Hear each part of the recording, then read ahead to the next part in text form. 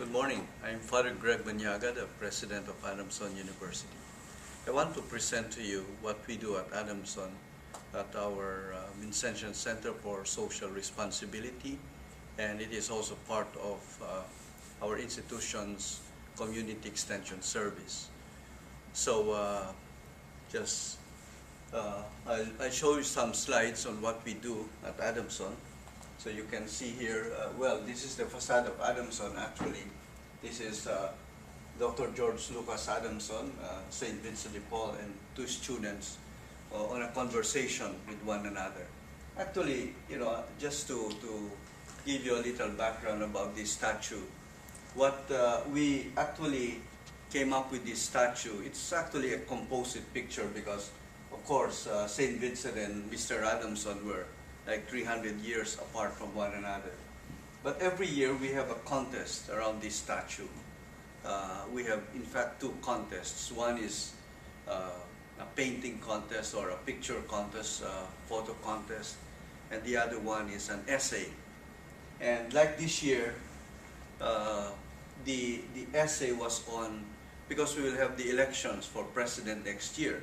So the essay was, what do you think Vincent de Paul and Mr. Adamson would say to the next president of the Philippines? Or what issues do you think they are dealing with? So they make an essay around that. The other year, I think the question was, what were the two students telling Vincent de Paul about the situation in the Philippines? So, they can be creative with a lot of these questions. So this is the entrance of Adamson University. As you know, Adamson was started in 1932 by Dr. George Lucas Adamson. It was called the Adamson School for Industrial Chemistry. And it was precisely in order to help the Filipinos to develop the industrial uses of chemistry. Because at that time, in the 1930s, Mr. Adamson discovered that we had a lot of raw materials, a lot of resources in the Philippines, but nobody actually knew how to turn them into an industry or to make them profitable. And his plan was really to help also the Filipinos, uplift themselves out of poverty. And this was continued by the Vincentians when we bought the university in 1964. The building and the lot actually belongs to the Vincentians because this used to be the old San Carlos Seminary or St. Charles Borromeo Seminary for the Archdiocese of Manila. But during the war, about 10 of our priests were killed by the Japanese in this building, and all the students, went to war. And so after the war in 1945, Mr. Adamson saw this building and he decided to rent it until in 1964, he sold the rights of the university to the Vincentians.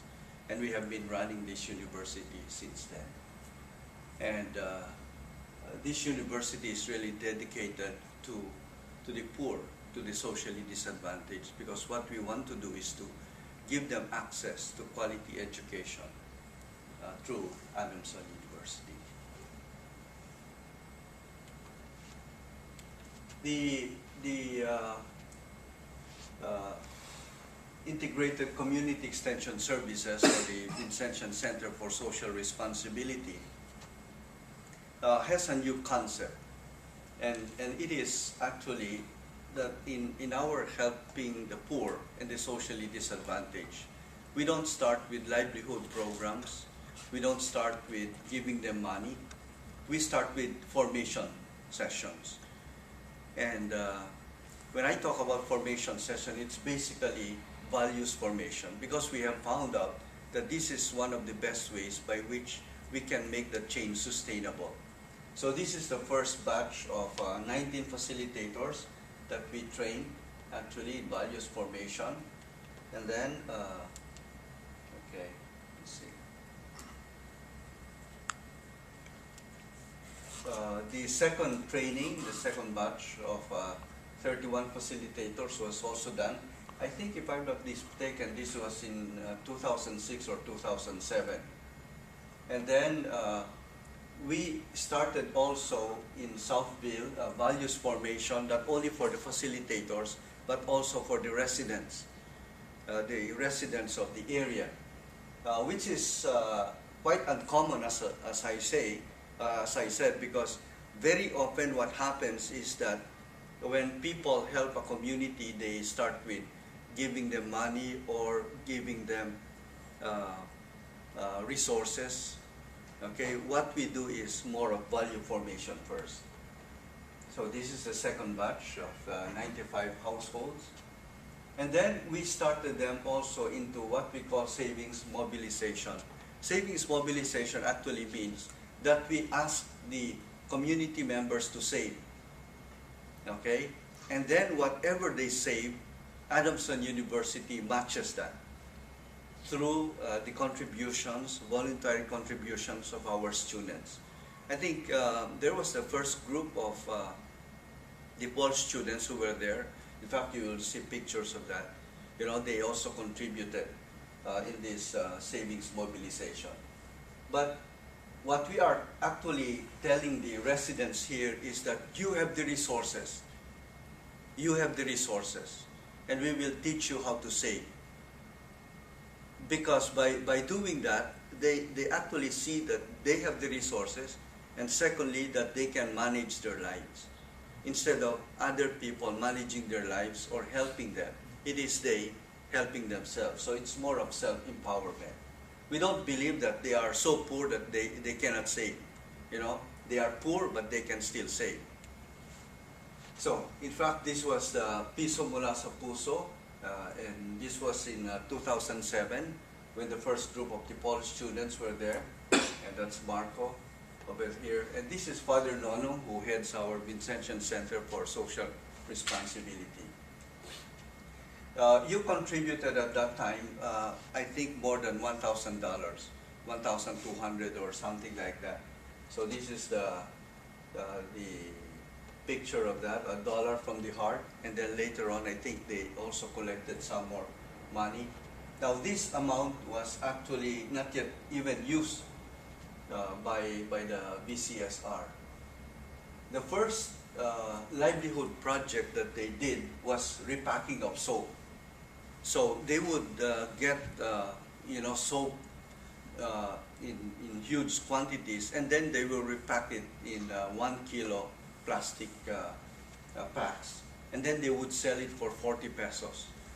Out of the 40 pesos, I think the residents would get 5 pesos each for repacking, and then 5 pesos is given to a development fund, and other purposes, and then the rest, of course, is to pay for the soap.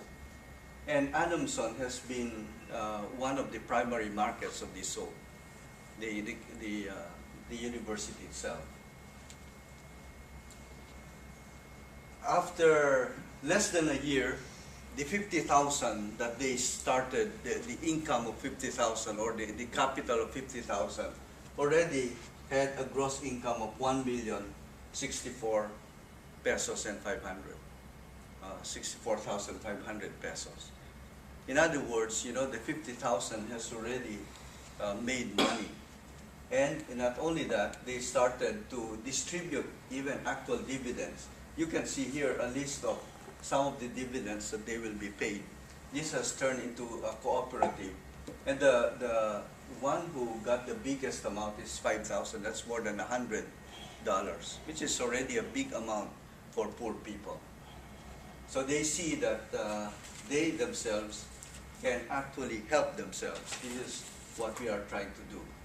So out of the SV suds that they sell, 5% goes to a mortuary fund.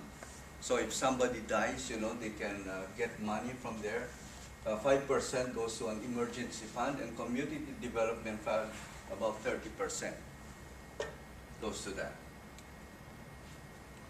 Also in Southville, we have started